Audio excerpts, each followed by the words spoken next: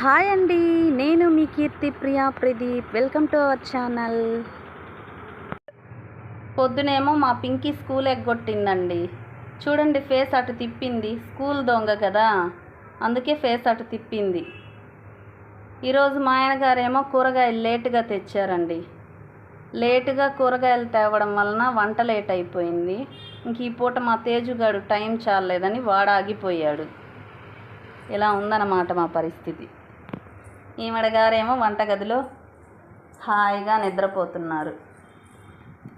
నేను ఎక్కడుంటే అక్కడే ఉంటుందన్నమాట మా లక్కీ గారు. చిన్న కునుకైతే తీస్తున్నారు. అయ్యో, నిద్ర చెడిపోయిందే. ప్రశాంతంగా ఉండనివ్వరు కదా వీళ్ళు. డాడీ ఏమో కూరగాయలు లేట్గా తెచ్చాడు, వీళ్ళిద్దరేమో స్కూల్కి వెళ్ళకుండా ఇంట్లో ఉన్నారు. ప్రశాంతంగానే ఉండనివ్వరు మన ఇద్దరిని. ఇంకా మాకు ఒంగోలులో అయితే చిన్నగా వర్షం అయితే కురుస్తుందండి. వాతావరణం చల్లగా ఉంది. వర్షం కురుస్తుంది, చల్లగా ఉంది అని చెప్పి హ్యాపీగా ఫీల్ అవ్వాలో.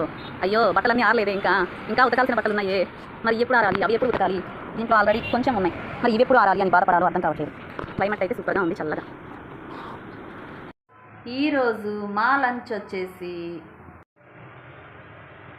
తోటకూర పప్పు, ఇంకా పెరుగుందండి. ఇంకా రైస్ అయితే ఇప్పుడే వండాను.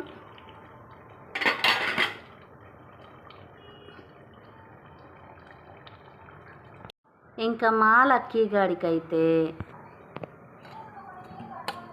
విడిగా వండుతున్నానండి రైస్. ఎందుకంటే మనమేమో పలుకుగా తింటాము రైసు. అదే పొడి పొడిగా ఉండాలి మనకైతే రైసు. ఇంకా దానికి అలా కాదు కదా, మెత్తగా ఉడికించాలి కదా. ఇంకా అందుకని మా లక్కీ గాడికి మెత్తగా రైస్ ఉడికించి పాలైతే పోసేసానండి ముందుగానే. ఇంకా పాలన్నం రెడీగా ఉంది. కాస్త ఇప్పుడు తింటుంది. మళ్ళీ ఈవినింగ్ టైంలో దీంట్లో పెరుగేసేసి కలిపి పెట్టేస్తాను.